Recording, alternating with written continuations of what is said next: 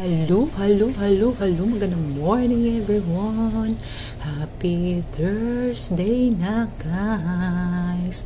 Ayan, one day na lang, Friday na naman, guys.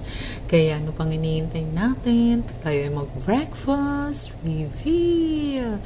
Ayan, so anong almusal nyo ngayon, guys? Ako, syempre, ganun pa rin, guys. Walang pagbabago. Yung mga tiramisu, mga kung ano-ano dyan.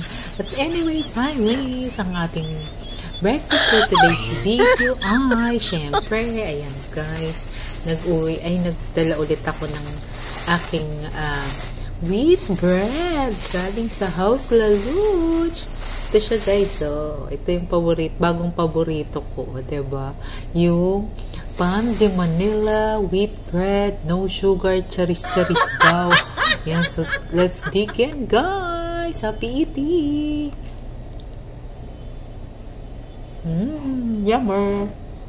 Wala lang tayong palaman, guys.